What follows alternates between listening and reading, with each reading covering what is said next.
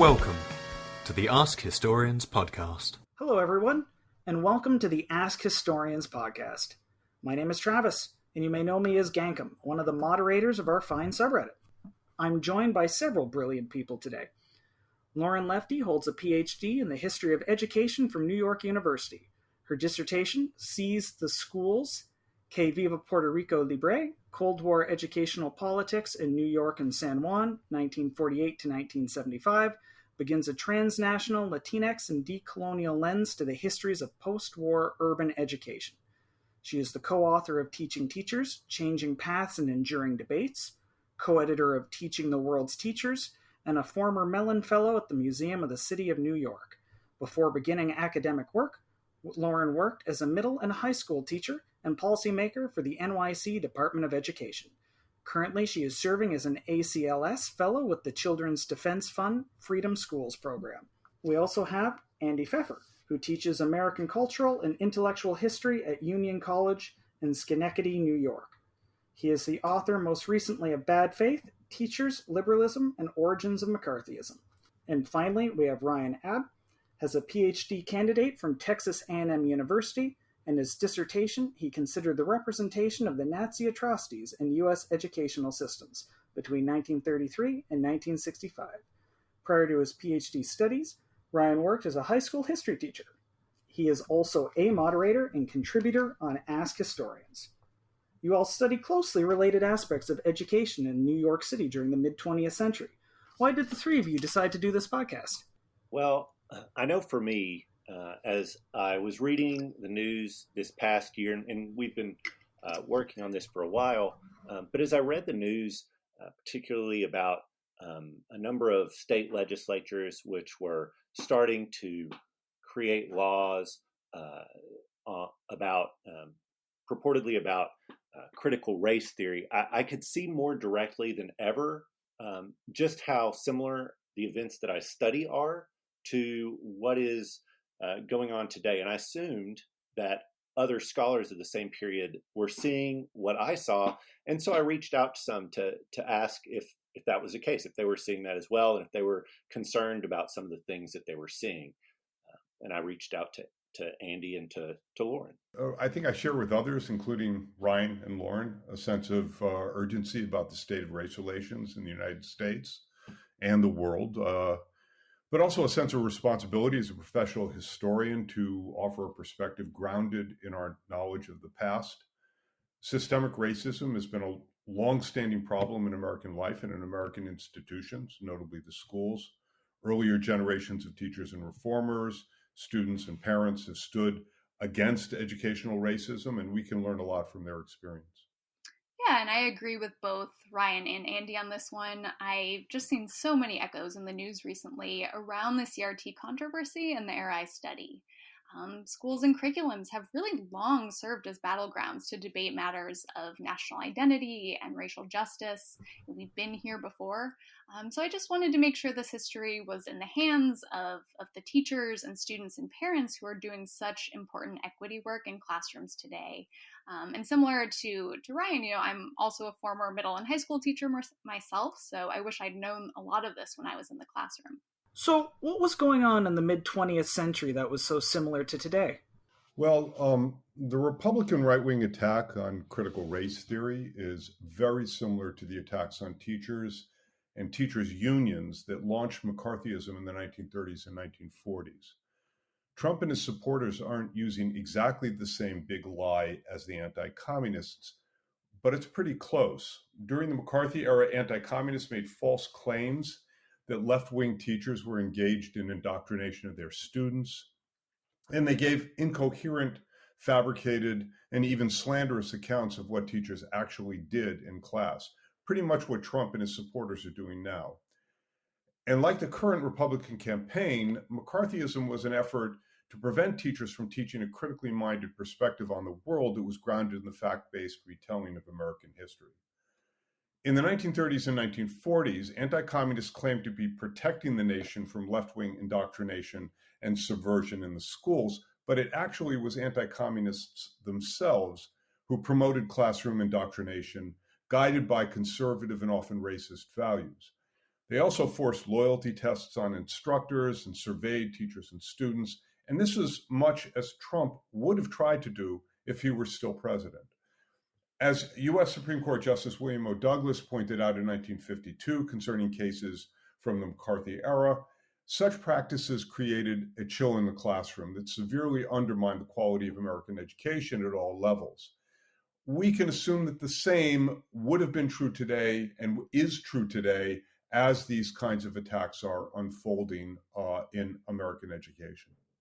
Andy, that's great, and I agree. I think one important thing here to note is when we're talking about McCarthyism, is that we're talking about an idea that actually began before McCarthy, who doesn't appear until 1950. It begins before him. We're using it as a term that denotes this kind of mid-century form of anti-communist and leftist purging of educational systems and key social institutions and cultural institutions like trade unions, but we also know about movies in California and Hollywood. It relied on the accusation that someone or some group failed to conform. Typically, they failed to conform to some implied, but not always expressed, standard of, quote, Americanism. It reached the height of its influence with investigations by HUAC, the House Un-American Activities Committee, in the late 1940s, with McCarthy's own investigation in the Senate until his effective censure in 1954. And as Andy already did, I want personally to emphasize that these accusations seldom relied on the accused having actually done anything criminal or even inappropriate. They were typically not people spying or calling for, in the educational system, calling for their students to overthrow the U.S. government and these types of things. These were teachers who had been members of or were in some way associated with the Communist Party or an affiliated group in the United States. But there's no evidence that was brought forward regarding them teaching any forms of subversion in the classroom. So we're using this term McCarthyism, but it doesn't just relate to McCarthy and his antics and abuses in the Senate investigations of the 1950s. Yeah, and I would, then add one more layer to this good question about what's happening at mid-century in New York City. I'd also just note what's happening globally at this moment. So at mid-century, we see ideological and geopolitical battles over fascism, communism, and liberalism, also anti-imperialism, right? And there's a home front dimension to those battles, including in the public schools. So I think, that kind of more global mindset can also help us understand why leftist teachers were being targeted and why the rhetoric in charge of communism, was so effective, especially when linked to demands around racial justice. What led to these attacks in the context of New York City especially? Were these teachers engaging in subversive activities, or what was the catalyst for purging or attacking communist teachers? These are great questions, Travis. In some sense, the targeted teachers were subversive, but in a good way. They aimed to teach students to think critically and on their own and to challenge prevailing assumptions about the way the world worked, including racist and bigoted views of American history. We would just consider this good teaching. But it was in part because of the teachers' encouragement of students to think for themselves and to speak up that the New York City public school system came under attack by anti-communists just before World War II. Claiming that public school teachers and college instructors were not just teaching students to be open-minded, but rather disloyal and violently revolutionary, the New York State Legislature opened an inquisition into the alleged influence of communists and other radicals in the public schools and municipal colleges. It's that inquisition, it was called the Rapp-Coudert investigation, and it lasted from 1940 to 1942 and a little bit beyond. That inquisition is the subject of my recent book, Bad Faith, which you mentioned earlier. The Rapp-Coudert investigators especially targeted the activism of the city's teachers' unions, Locals 5 and 537 of the American Federation of Teachers, or the AFT, which for the previous decade not only pushed for improved teaching conditions, smaller classes, and better salaries, but also promoted a curriculum more critically minded on questions of race and racism in American history and life. A primary interest of the public school teachers was in challenging racial stereotypes in the curriculum and incorporating Black studies into teaching in Black communities like Harlem. Activist teachers like Alice Citron, Ann Matlin, and Lucille Spence, who you probably haven't heard about, but they taught in Harlem during this period, and Mildred Flax in Brooklyn, who were all members of Local 5, called into question the blatantly racist textbooks assigned to New York's school kids and demanded the inclusion of Black and African history. And you really have to understand how terrible these books were in the depiction of people of color and how limited was the coverage of Black history or African history in that curriculum. They were way ahead of their time in promoting Black History Week, which had started just the decade before, but we now have Black History Month. They were way ahead of their time in promoting Black History Week for the city's school districts. At the same time, like later critical race theorists, these teachers shifted the interpretation of racism from matters of morality, psychology, and attitude adjustment to systemic economic relations, law, and political institutions, or as critical race theorists and activists would put it generations later, to matters of substantive power acting independently of individual choice. I'd like to ask a question here. You mentioned that the educational activists focused on systems of racism, and that their opponents tended to look at racism as an individual issue. Is that correct? How did that play out?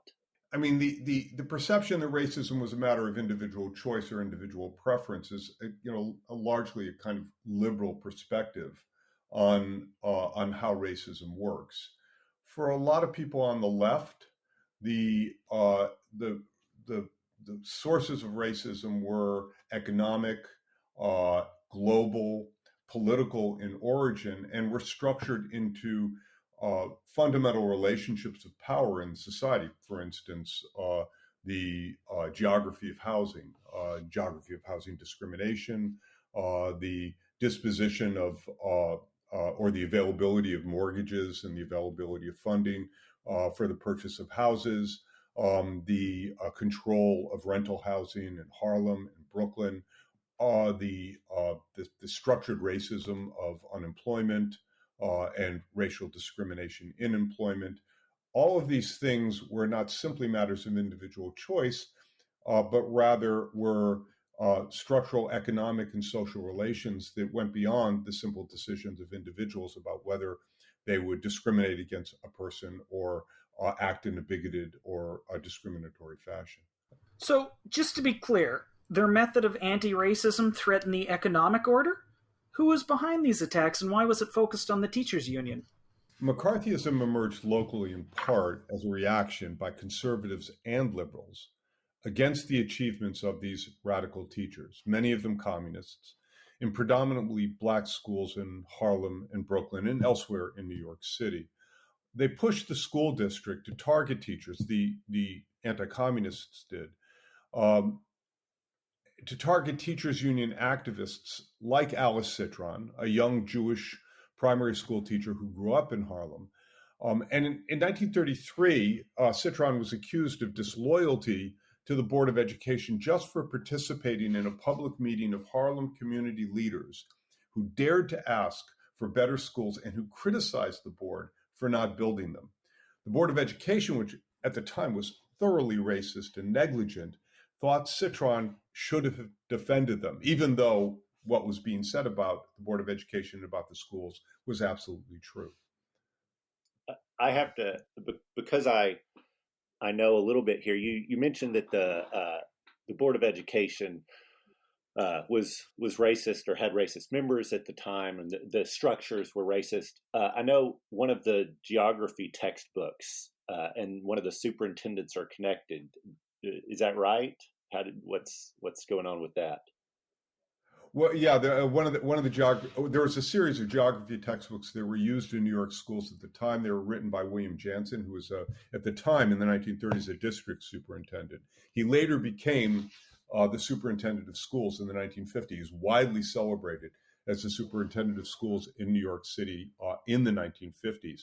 But he had written a textbook, or he co-authored a textbook that basically said that people enslaved on the plantations in the South during slavery actually were okay. They lived a fairly decent life. They were well taken care of.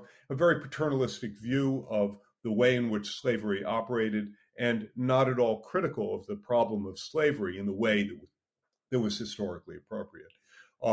Other depictions of people of color rendered them as inferior in one way or another. And the kids that were reading these books were African American kids and other students of color, but largely African American kids. And as Ann Matlin said, it just broke her heart to have to go into these classrooms and give the kids these textbooks and watch them read and look at pictures. There are pictures in the textbooks too that depicted them in this inferiorizing fashion. Jansen then, he moves his way up through the system, and when Alice Citron was accused of lying about being a communist in 1949 and 1950. She was fired in 1951. It was Jansen who fired her after she had basically tried to get rid of his textbook from the classroom. And mind you, these guys made a lot of money out of these textbooks. They were widely distributed. They were sold to the very same school system that they worked in and that they made the decisions in. And I think another really important point to note, there's a common misconception that these types of racist arguments were really only in Southern textbooks, right? But this is happening in the North, and this was very widespread across the nation. This is not uniquely a Southern problem in curriculum, right? So I think you make that point really well. Yeah, I appreciate that, Andy. I think that's just a very clear example of what it was that the teachers union teachers were fighting against, what they were criticizing, but also who it was that stood against them, and what those people had to gain. As you mentioned, here's a superintendent writing a textbook and then having it adopted by the board and purchased to his immediate financial gain. So I think all of that is tied together, and it's important and valuable to kind of tease that out. Right, and this is it's not like Jansen was a plantation owner or anything. He was a liberal reformer in the North, just like Lawrence said. This system had built into it the racist assumptions that people like Jansen took for granted, and that only people who really were as critically minded as the people on the left who were in the teachers union, they were really only they and the parents and the leaders of the communities in Harlem, Brooklyn, and elsewhere. They were really the only people who were challenging this at that point. And that's what put them on the outside, and that's what also opened them up or subjected them or made them targets by officials and then by others who supported or accepted what was essentially a racist ideological regime. Very fascinating discussion. It's an amazing look at what's going on. And if they challenged the contemporary system, how did they do so? What methods were they seeking to implement? Also good questions. In the first place, and above all, they were activists as teachers. They saw teaching as an important political act. And again, in answer to the anti-communists, so I feel I still have to make this argument because they still promote the false claims. There are still many anti-communists who promote the false claims of anti-communism during the 1930s. What they did in the classroom, what these teachers did in the classroom, was not subversion, except in the sense that Alice Citron and Lucille Spence and other activist teachers challenged the racist assumptions of school authorities. From the perspective of school authorities, their power was being subverted. And it certainly was not disloyalty to introduce Black history into the public school curriculum, which they did, and which we accept now very, very clearly and emphatically. Citron, for example, was to give an example of what they were doing. Citron was a very creative and engaged teacher. She substituted her own lessons for the racist geography and history books that were assigned by the district, like Jansen's books. She wrote plays on American history and life for the students to put on and got them to compose their own histories from Black and working class points of view. She got them to write poetry on historical subjects and on the Black experience in America and in Harlem. And this was in the early 1930s. This wasn't the 1960s, 70s, or 80s. This was the 1930s. Secondly, Citron and other Local 5 activists like Spence made common cause with parents and local communities who were protesting deplorable conditions in the schools, racism in the curriculum, and discrimination and mistreatment by racist principals and teachers. In 1932, they helped set up the Harlem Parents Association to mobilize parents and students to address their grievances to the city's Board of Education. So they were building this alliance between teachers and parents and other community leaders. After riots broke out in Harlem in 1935, which was precipitated by an incident of police brutality, but it was really over other matters as well, including conditions in the schools. Over 100 teachers testified before a municipal investigation, and they did this in secret for fear of retaliation by school officials, which was a very, very real fear. And they demanded the building of new schools, the rehabilitation of old ones, and the commitment of more funds generally to Harlem's schools. And the schools were really horrible. And many of them didn't have bathroom facilities or inadequate bathrooms. They had inadequate bathroom facilities. Some of those demands they won, including the building of 2 new schools in 1938. This and other mass mobilizations led to the establishment of a permanent committee for better schools in Harlem, on which Citron and Spence sat with Harlem community leaders and parents and others. There are many additional examples of Local 5 activists working with local communities. In 1936, a racist principal who had been harassing African-American students and parents over what he considered their lack of discipline and morality, and those are words that he used. That principal beat a 14-year-old boy who accompanied his young cousin onto school grounds, and the kid was there out of concern for his younger cousin's security. Local 5 teacher activists joined members of the community to protest this and similar acts of racist violence. They picketed the principal's school to demand his ouster, and they succeeded in getting him moved out of the district.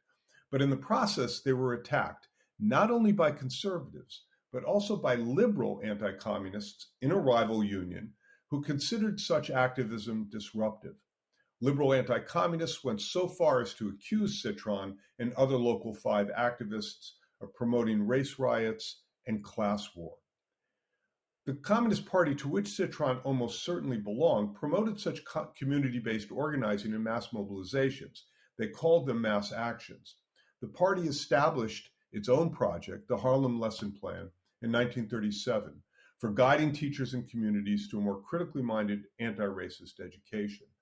This included supporting a teaching tolerance project started by the city across the system that encountered stiff opposition from right-wing administrators and teachers, some of them mobilized by local groups aligned with the Christian Front, the openly anti-Semitic organization founded in 1938 by Father Charles Coughlin, the infamous radio priest. Why did conservatives and liberals object so strongly to the anti-racist activism of communist teachers like Citron and Harlem? First of all, there were several different sorts of conservatives in New York State in the 1930s. Upstate anti-tax and anti-government Republicans, right-wing downstate Tammany Democrats, members of the Catholic extremist Christian Front, who sympathized with Italian and Spanish fascism, and even German-American Bund members, that is, Nazis. There were many of those in New York at the time as well.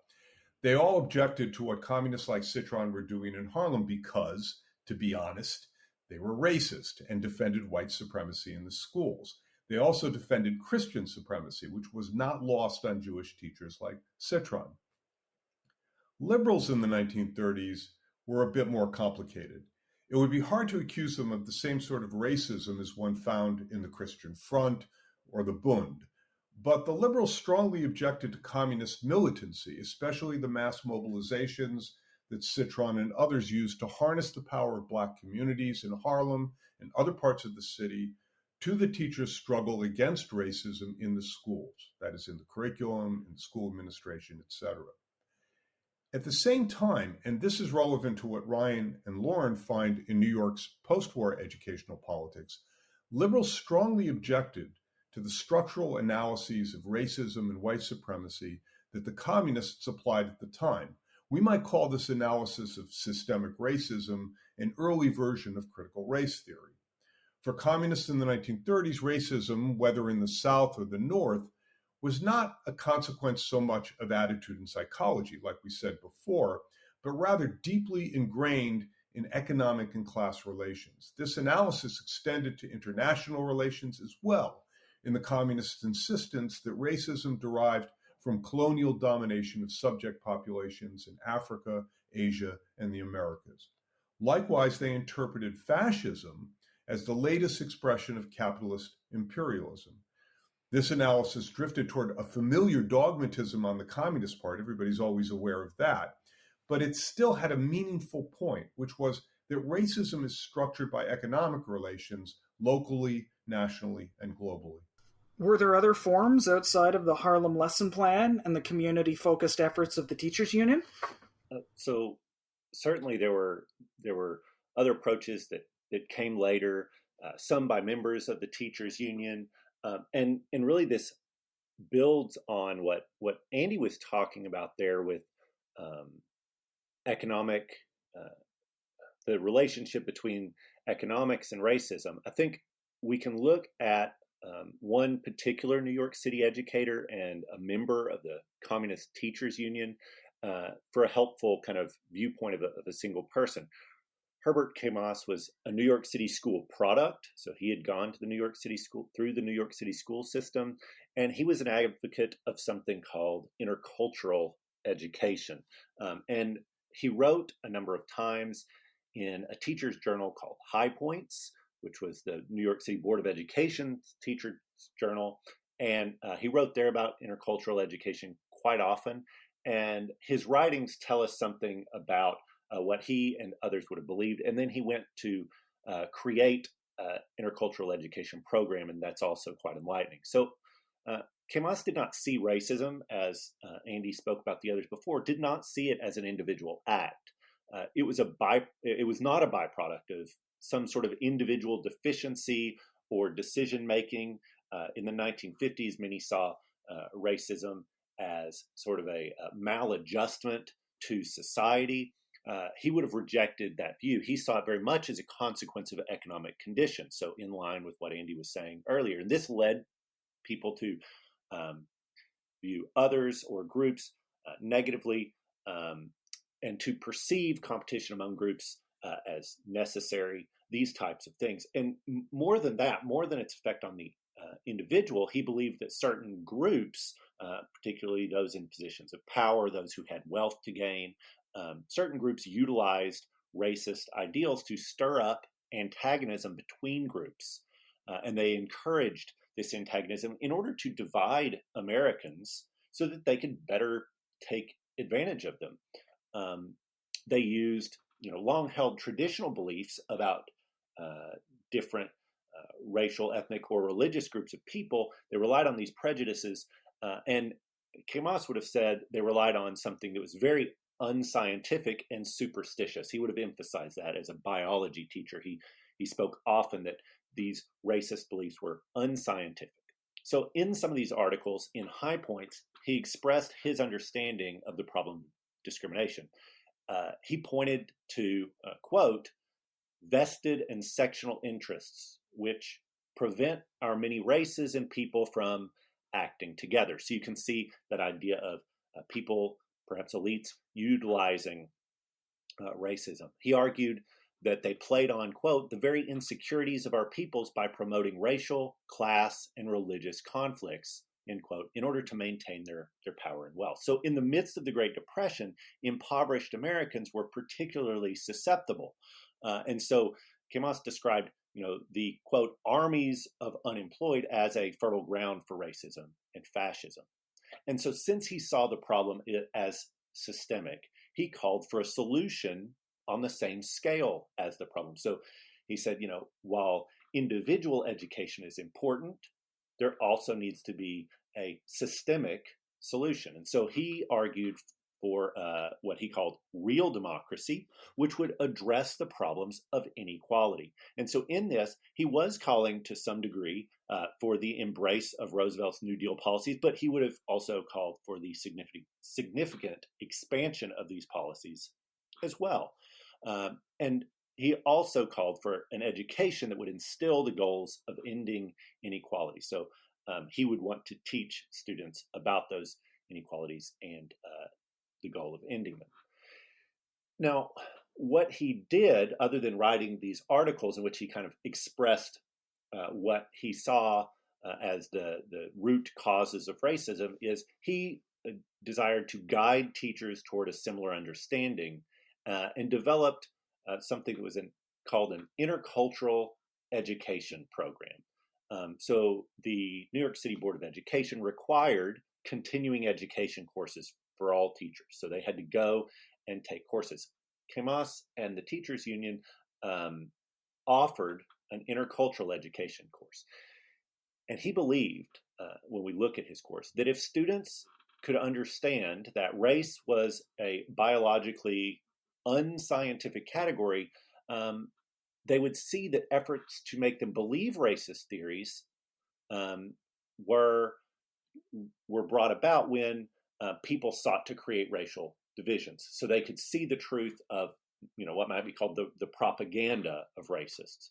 So again, he's calling for what he says is a scientific approach. His teacher training courses emphasize two things.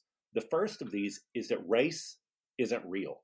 So Kemas emphasized that race isn't real. And two, he said that the belief in the reality of race, so that people, even though it's biologically not real, have constructed race, it is socially real. And this led to bigotry and shaped how society reacted to people. So biologically not real, but socially race was real, and people acted based on their perceptions of what race was.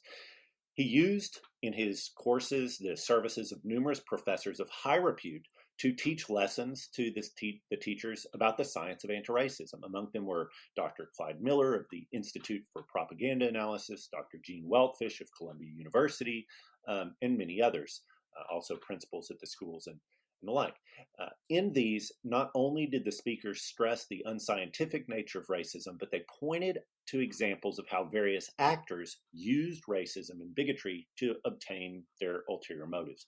One primary example was that Dr. Miller's institute was most famous for a book that analyzed the propaganda methods of the Catholic anti-Semite Father Coughlin, who Andy mentioned earlier, and whose teachings led to the creation of the Christian Front, which was at the very least sympathetic to fascism in other countries, but we could just say fascistic is what they were.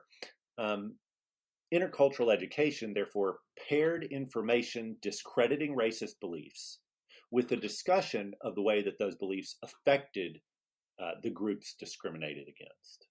What about on the other side? What did the opponents of intercultural education propose? So most of the advocates of Kemas's approach, their goals or their methods could be described either as what we might say is the Brotherhood of Man approach, or what became later known as this colorblind approach. And these two could overlap significantly. When Kemas wrote in High Points about his views on combating bigotry, he focused on the scientific pleas of anthropology and the scientific evidence against racial hierarchies. His opponents challenged his intercultural education program by claiming that it focused on conflicts between groups.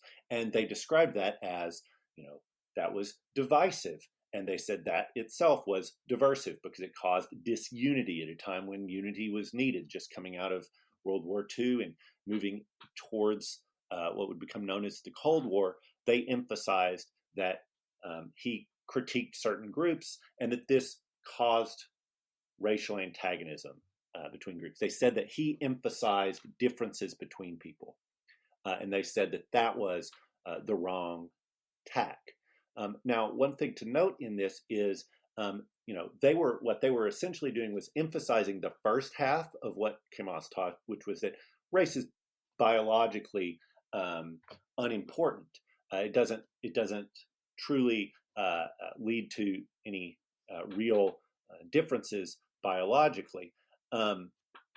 They emphasized that as well, but they stopped there and said since it was biologically not real, this is some of them. Obviously, there were some who were stringent racists, but some of them said since race is not biologically true, then we just have to individually stop acting as if it exists. And they ignored the second part of what Kemas was saying, which was that society has accepted race and that there is this category of race as a societally existent thing, and that matters. And that is what they challenged, right? And they said that by noting that there are differences in treatment, that he was causing divisions. So I realized that I have not told you what their approaches are, so I'm going to let you know. The colorblind approach was an educational policy that advocates that teachers treat all students equally and without consideration of race. So the emphasis here was on not seeing race. And this led educators to silence themselves on issues of discrimination, because to note discrimination was to see color. And so the way it played out is that teachers simply ignored or denied the actuality of discrimination in the lives of their non-white students. They were primed to ignore the needs of many of their students living in a society that approached white as normative. Effectively, as I said earlier, it accepted only one aspect of intercultural education, which is that race is biologically non-existent, but it rejected the societal implications of people believing in race. Now, the Brotherhood of Man approach was truly kind of a call for good feelings, for positive feelings towards all Americans. It was an approach towards trying to foster unity as the solution. And Americans in this Brotherhood of Man were presumably, and importantly, and Andy mentioned this, and this is where religion came into effect, was that they were presumably united under God. This would importantly be a period when the idea of Judeo-Christian community, and this background gained steam. Jews and Catholics began to be included, at least nominally, as acceptable Americans. But it's important to note that as they were included, they would only be included if they fit themselves into the expectations and categories demanded by the always changing and always demanding ideals of this amorphous idea of Americanism, which usually related to particular forms of Protestant Christianity. Note that this excluded, for example, Jewish communists, all communists, but in particular, it put specific pressure on Jewish communists who were vastly overrepresented in Americans' consciousness, as many uncritically accepted this connection of Jews with communism. And so they highlighted Jews who were not communist as the good type, right? So there's this trope of Judeo-Bolshevism.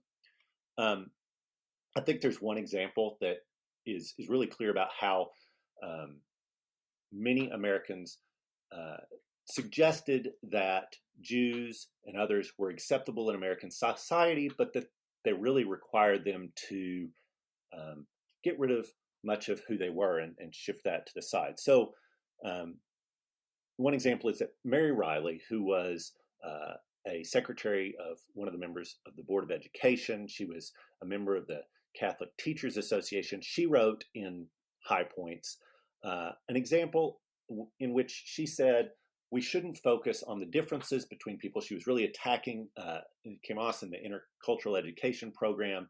And she said that if people would simply get together and stop fighting, things would be better. And the example she gave was a choral performance in which, and she described it as students who were Black and white and students who were Christian and Jewish all came together and sang, and that this is what unity was. And she gave us the example of how unity could bring people together, that they sang Christian songs and they sang what she called Hebrew songs. And of course, she said, and one of the Christian songs was this, and she gave a typical piece of Christian liturgical music. And then she said, and the Jewish children sang that, and then said, and the Christian children, of course, sang a Hebrew song. And she listed the, quote, Hebrew song as Eli, Eli, lama sabachthani, which you may know is not a Jewish song, or would not be a song that Jews would sing. It's a song quoting what Jesus said on the cross. So very much a Christian song. But in her mind, because it was in, quote, Hebrew, they should accept this as a representation of Jews. And so she fit them into this category in this way. This approach, this Brotherhood of Man approach, focused on encouraging Americans to get along. Those who supported this policy claimed that they were forgiving the grievances of others. Of course, these grievances were typically imagined, and they called on others to forgive grievances against them. Those grievances were generally real and perpetrated by the dominant group. So the goal was to foster unity.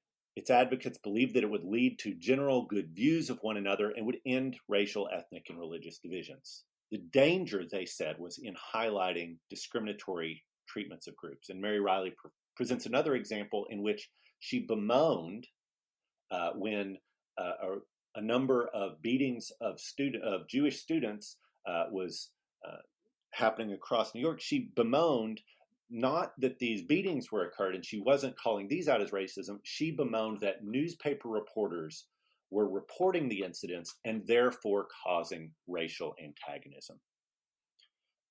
At its most positive, these approaches looked like what would become multicultural education. But at their most negative, they silenced any claims to difference of experience and of prejudiced treatment.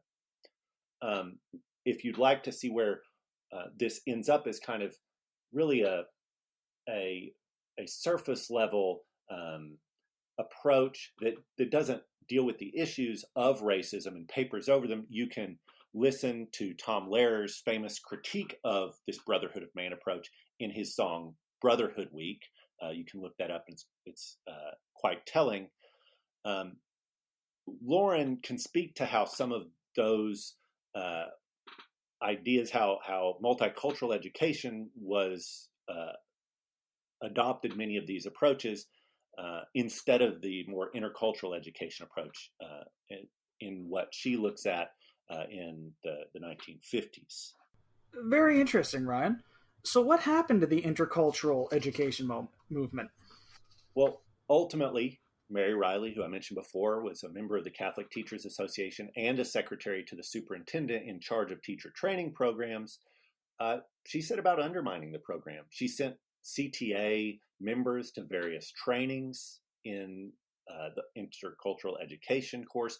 Those teachers then intervened in the course, even though they had not signed up for the course. They intervened in the course and criticized the experts in the course. They would then report back that the speakers had engaged in controversial topics, which had created divisions. Again, ignoring that they had been the ones who came and brought up those topics. So in the reports to the Board of Education, Mary consistently presented intercultural education courses as divisive. And this divisiveness, they claimed, was a part of a communist plot to undermine American society. The Brooklyn Tablet wrote that, quote, intercultural education has now generally come to be associated with propaganda of the Communist Party, end quote. They did not mention that the Brooklyn Tablet had been one of the primary news sources which had been doing that association. They further stated that, quote, the overemphasis on prejudice is part of the party line technique which seeks to divide and conquer by stirring up hate among minority groups by making them feel more discriminated against than they actually are. So again, they weren't interested in looking into accusations of discrimination, solving those problems, finding out what was happening. They simply saw such accusations as a communist plot to undermine America. So ultimately, the CTA made enough noise, along with the newspapers, or many of the conservative newspapers, that the school administration took control of intercultural education programs in 1947. So they took them out of the hands of Camas and others. And in 1948, there were no such programs. One superintendent noted that, quote, "the game isn't worth the candle." So they decided that it simply wasn't worth the risk of upsetting some people. It was divisive. Note that it was some of the very groups, the conservative Catholic supporters of Father Coughlin and others, who had been the ones making the complaints of divisiveness. So accusations of bigotry or prejudice against other Americans were seen as subversive to these people, but charges of divisiveness bolstered the groups who were doing the discrimination, right? They could charge others with divisiveness and simply have their own discriminatory approaches ignored. And so this is why the idea that something should be avoided simply because it's controversial or divisive is so dangerous. Ultimately, what replaced intercultural education was much more akin to the Brotherhood of Man and the Colorblind Approach.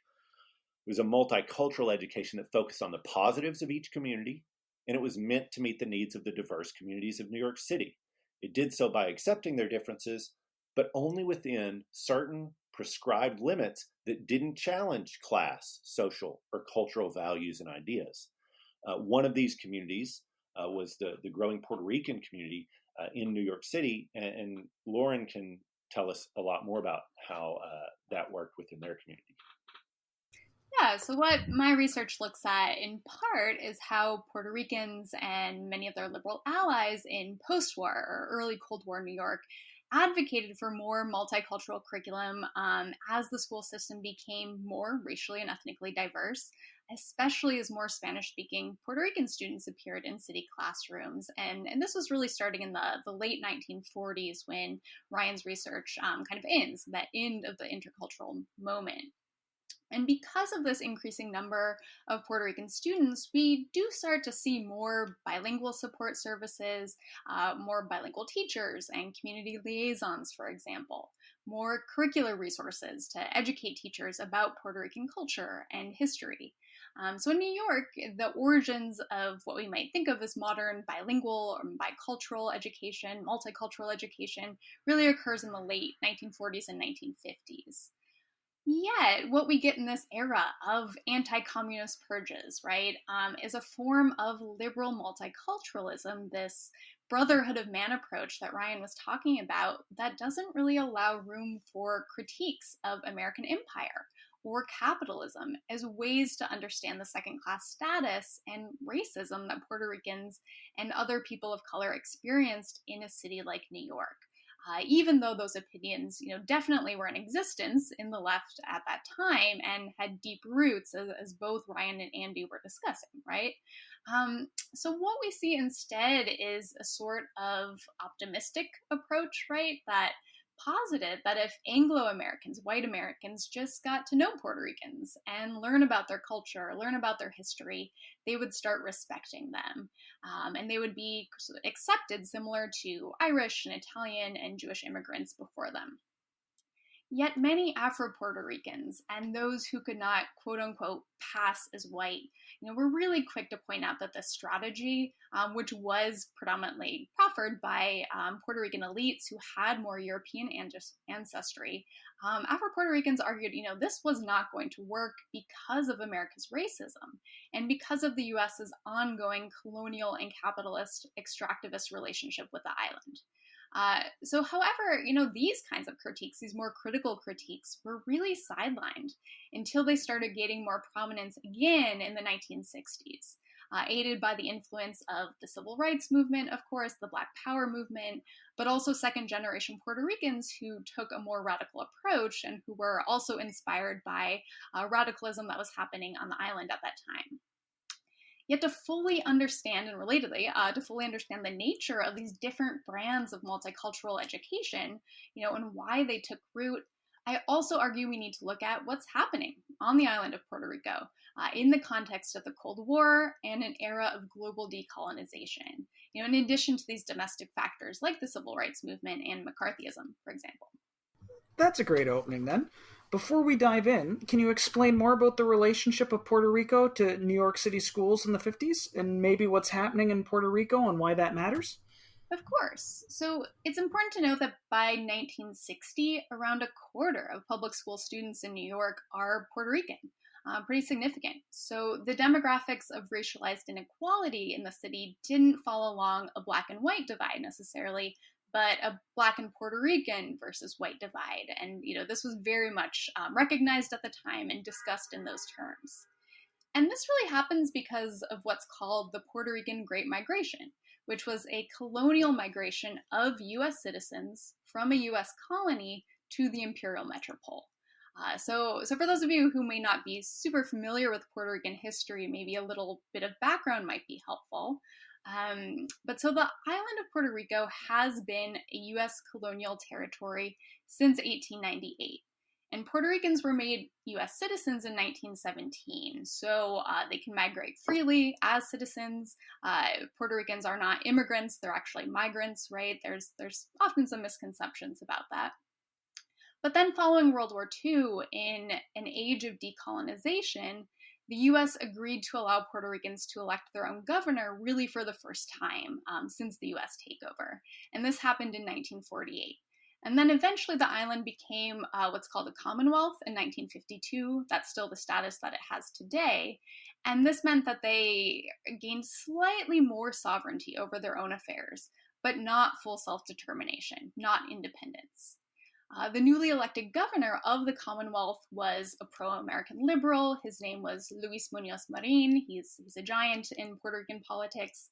And he decided to strategically work with the U.S. and really offer the island as what folks at the time called a laboratory of democracy in the Caribbean.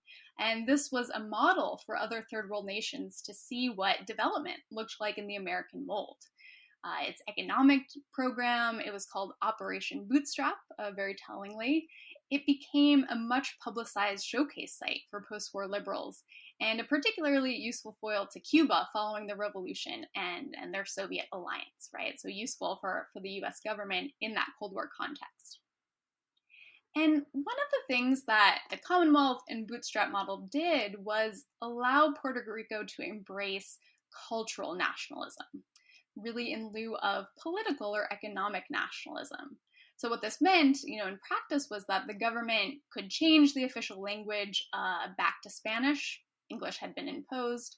And this included in the schools. And they changed school curriculums to celebrate Puerto Rican and Latin American heritage really for the first time. We might even call this culturally responsive curriculum. And the roots of multiculturalism can be traced there as well. Yet, I think it's really important to note that all of these changes coexisted within a still colonial relationship with the US, right? And also alongside continued repression of both nationalists and communists. And, there's overlap in those groups too.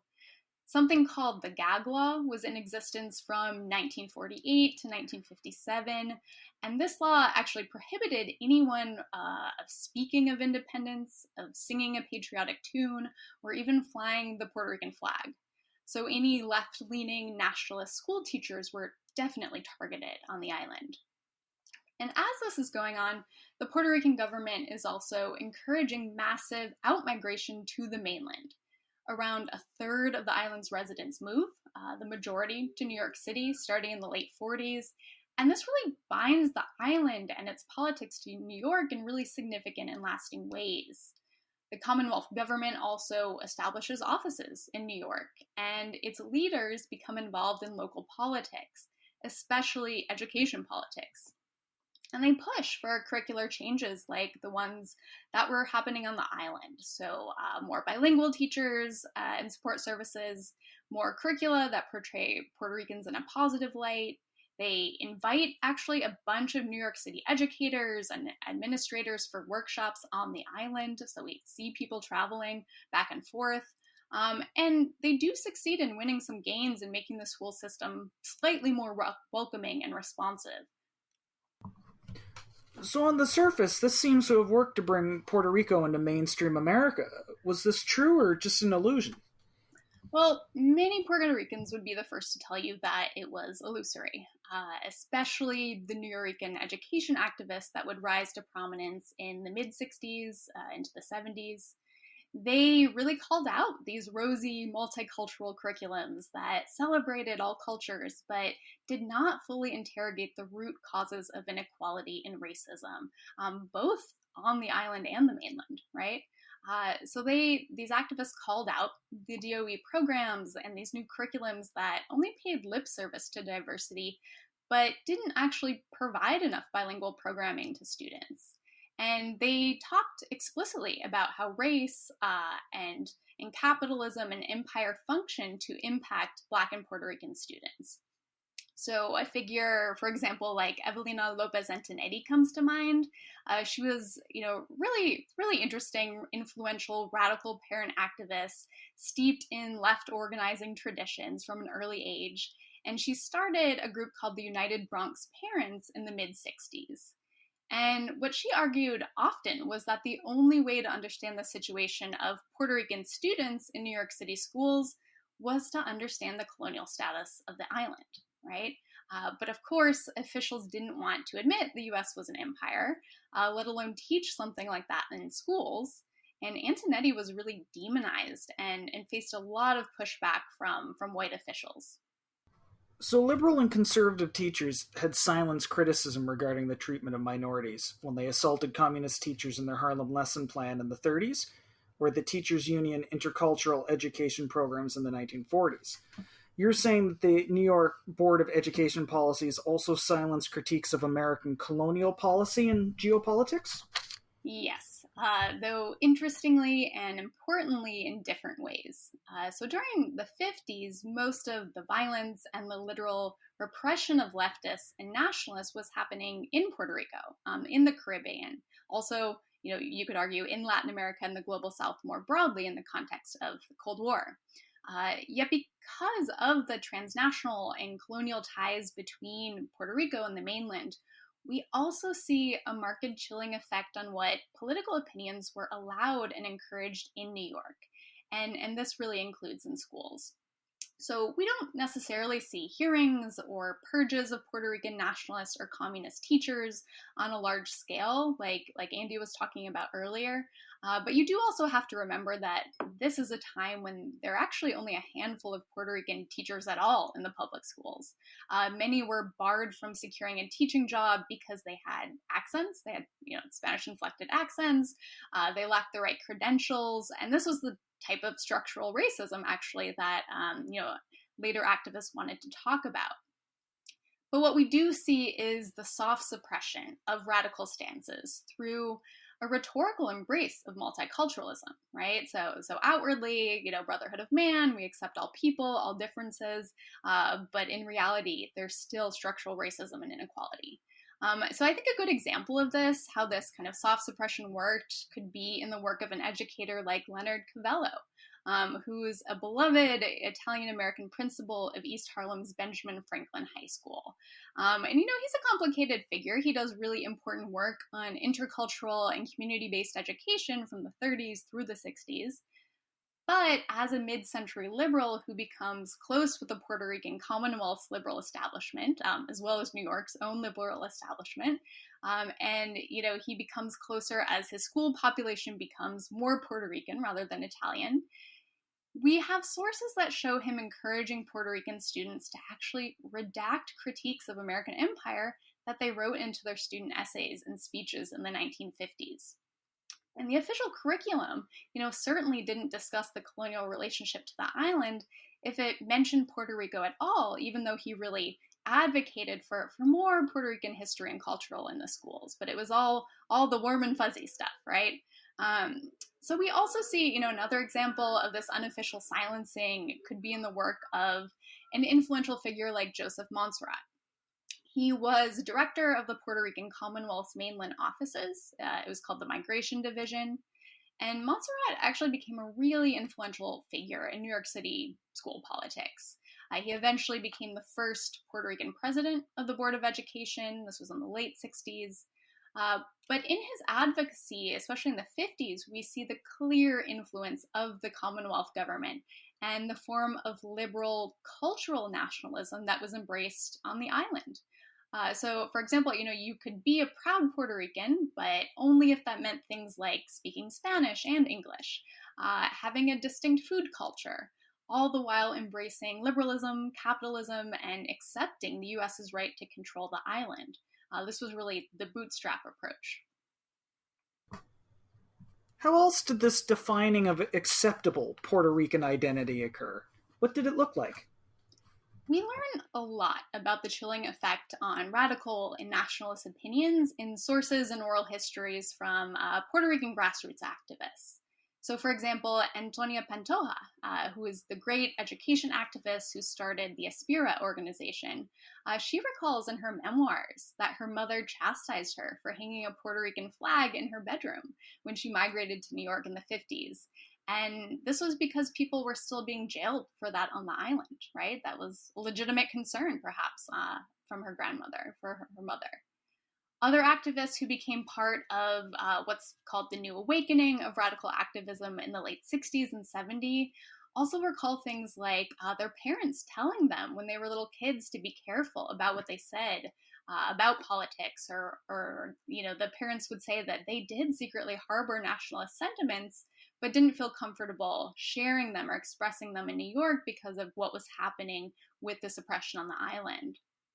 And in the 50s, we have to remember too that Puerto Rican nationalists opened fire on Congress in a highly publicized incident. So Puerto Ricans were facing a lot of day-to-day discrimination, trying to prove that they were loyal Americans. There were a lot of stereotypes going on in the media also at this time. And, you also see something similar happen with the Asian American community at mid-century who, are trying to advocate for themselves while not being branded as communists in the case of China or fascists with Japan, right? But then we really don't see the more radical critiques and frameworks within the Puerto Rican community, take prominence again until the mid-60s and 70s. But even at that time, they faced intense backlash from officials, DOE officials, and white parents who thought Afrocentric and Black studies, Puerto Rican studies, bilingual curriculums were doing things like they would say it was sowing race hatred or watering down academic standards, discriminating against white students, or seeding anti-Americanism. They're really similar things to what you hear today, actually, and very similar to what both Andy and Ryan were discussing happened in the 30s and 40s. And of course, you also get very real FBI infiltration and repression of leftist and more radical groups within the Black and Puerto Rican communities in New York at this time, groups like the Black Panthers, but also the Young Lords, El Comité. And these groups were actually making their voices heard in debates over school curriculums and community control, for example. It sounds like Puerto Rican leaders and policies influenced New York schools significantly. How did this occur? Absolutely. So both Puerto Rican liberals and more radical activists did significantly shape the form and content of New York City schools, just as Black activists did. And that's despite the limits they faced as racialized colonial citizens. This happened through the advocacy of Commonwealth government officials who really had increased political leverage due to their status as U.S. citizens. And because of the strategic role Puerto Rico was playing in Cold War politics. But they also influenced, the nature of education due to the activism of community leaders, educators, students, and parents who actively fought for a school system that better served their needs. This is very interesting stuff and really seems very familiar to a lot of what we've been hearing recently. In light of this research, what can we conclude? What does it tell us about today? Well, I think in the case of intercultural education in the mid-century and what I study, it's clear that the idea that those supporting the Brotherhood of Man approach intentionally sought, it's clear that they sought to exclude real history and analysis because it criticized their view of America, and hence they emphasized positivity. In the context of the Cold War, Americans associated criticism of the country with communism, whether that was true or not. Ironically, this did mean that communist groups were centers of criticism of certain U.S. institutions and policies because they were also one of the only places where criticism of the American system was accepted. But again, this was not subversion. This was criticism of the system.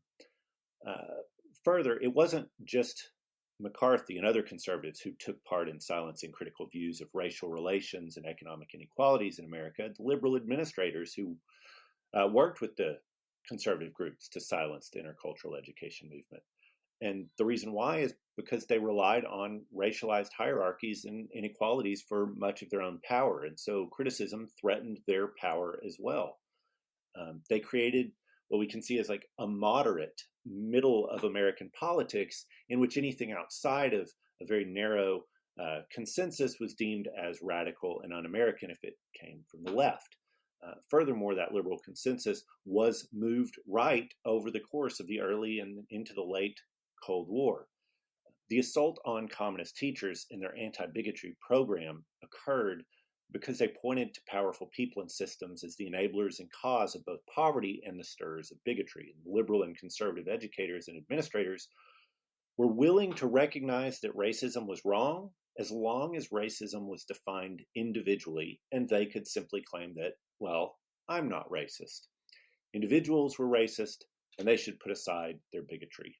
But as soon as communist educators pointed out structural inequities and institutional racism, they were challenged. And they were challenged because the critiques made by anti-racism education threatened the systems which empowered elites, the liberal and conservative elites. And it called attention to the ways that they had fostered or maintained systems of economic and racial inequality. And so they opposed it. So similarly today, those legislating to restrict anti-racism programs or even to teach America's past in its fullness, including historic problems of racism and bigotry, do so, it seems, because they feel threatened. And they benefit from the institutionalization of racism. They benefit from the divisions that racism causes. They're happy to allow teachers, preachers, and others to tell people to not be racist, i.e., don't use inappropriate terms and don't, quote, hate other people, but they push back when a historically accurate picture of American history, one which notes traditions of using systems and cultural practices to exclude minorities, threatens their power. They want Americans to believe that the problem of discrimination is because of a few racists. They want them to believe that it's over with the Civil Rights Act. They want them to believe that inequality for minorities is because of inferior, quote, culture of those groups. They don't want Americans to look at the very systems that we rely on and how those systems can reify inequalities, that those systems are themselves racist. And they don't want Americans to understand that because they themselves benefit from those systems. Absolutely. I'll chime in too on this reflection. I think even though we're hearing a lot about these laws passing in red states, I also fear this backlash in more self-styled progressive or quote-unquote liberal school districts.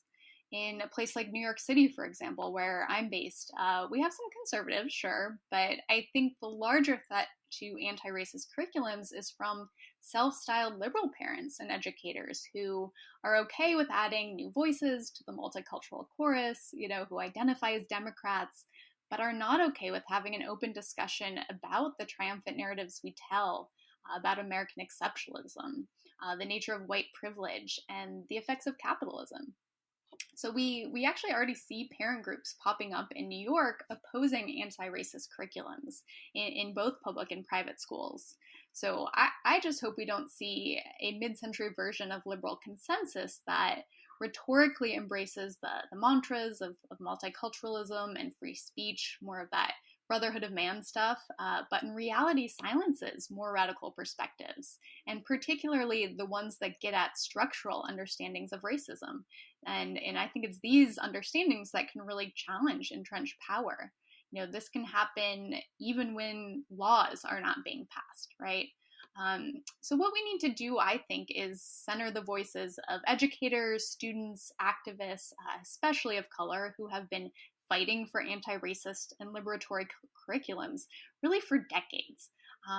Rather than centering the voices of liberal, mainly, but not exclusively white parents who might be uncomfortable at first, or as Ryan said, who might feel threatened by any advantage they think they're losing.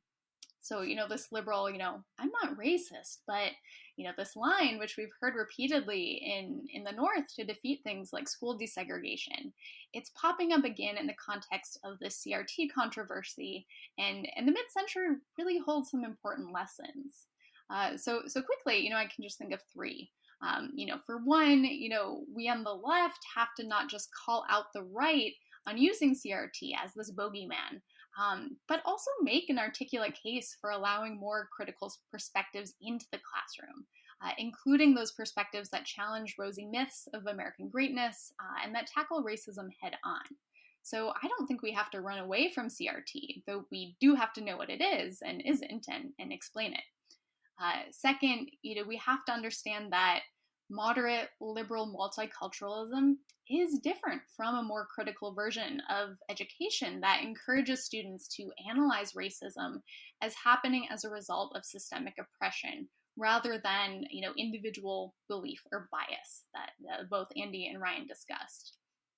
And then third and lastly, I think we also have to understand the complexities of school politics based on demographic nuances and the intersection of global and local politics, especially when thinking about how Latinx and Asian American communities enter these debates about CRT. It's complicated and influenced by political divisions within those communities, right? Colorism within those communities and outside of them, and long histories of U.S. empire and intervention in the regions from which migrants and immigrants hail. So I hope a historical perspective can help prevent some of the more simplistic narratives, we sometimes hear in the media. For example, following the election about, Latinx and Asian Trump supporters, these narratives that didn't really reflect a grasp of either Latinx or Asian American history or, perhaps more importantly, U.S. foreign policy in those regions. I couldn't agree more. While I think the brunt of the current attack on CRT, not to mention broader racial justice movements such as Black Lives Matter, comes from the right, I agree with Lauren and Ryan that we have good reason to be concerned that liberals, especially school and university administrators in education, are also targeting advocates of racial justice for undermining the liberal effort, which is at the heart of the Biden administration, to build a, quote, bipartisan, unquote, political center. We are arguing here that there are important lessons to be learned about this from the recent past. During the McCarthy era, breaking the communists' educational front, as the communists called it, was not just a triumph for conservatives. Liberals also promoted and benefited from it. In 1941, the liberal leadership of the American Federation of Teachers expelled New York's left-wing locals, replacing them with the Teachers Guild, a liberal and explicitly anti-communist union that had split off from Local 5 in 1935. The Teachers Guild became the main AFT, American Federation of Teachers, local in New York City, eventually renaming itself the United Federation of Teachers. Now Local 2 of the AFT represents public school teachers in New York City. While the Guild UFT eventually, in 1962, achieved the first collective bargaining contract for public school teachers in New York, a great triumph, truly a great triumph, it also ruthlessly purged itself of any remnants of communism in the New York teachers' unions, the legacy and the history of Local 5. That included the kind of community-based organizing and racially enlightened teaching pioneered by Alice Citron and her colleagues in Harlem. Most of those left-wing teachers, including many non-communists, were fired or forced out of the school system in the 1950s with little or no protest from the National Teachers Union. In the 1970s, when Citron reflected on her legacy, or on the legacy of her work before World War II, she bitterly complained that had projects like hers and her colleagues not been closed down by McCarthyism, projects promoting Black history and true intercultural understanding along the lines that Ryan and Lauren are talking about, and, let's be honest, forms of Black political mobilization and power that white liberals found discomforting, the racial conflicts, Citron argued, that had rocked the schools in the late 1960s might not have happened. And she had in mind the 1968 dispute over community control in the schools in which Black parents and students confronted indifferent white teachers on issues like the teaching of Black history. The liberals that took control of the Union after 1945 embraced the kind of bipartisanship described by Ryan and Lauren, which sought a neutral middle ground that was no middle ground at all. Instead, the liberals helped purge the efforts by left-wing teachers, parents, and students to achieve a more incisive and effective pedagogy of race relations built on an unblinkered understanding of American and world history, including an understanding of the institutionalization of racism and the history of empire. It was only within the last 20 years that something approximating that pedagogy reemerged in American schools. It is now under attack by the Republicans and other right-wing extremists. Will liberals defend it? Given the history, I'm not so sure. Wow, thank you for the fascinating discussion, everybody. That's all the time we have for today, folks. Many thanks to Lauren, Andy, and Ryan for this great chat. I hope you all enjoyed it, and to our listeners, we'll be seeing all of you again next time. Have a great time. You've been listening to the Ask Historians podcast. Please support us at patreon.com/askhistorians. Find more history like this by following us on Twitter and Facebook, and by visiting us at askhistorians.reddit.com and ask hundreds of historians and enthusiasts anything you want to know about history.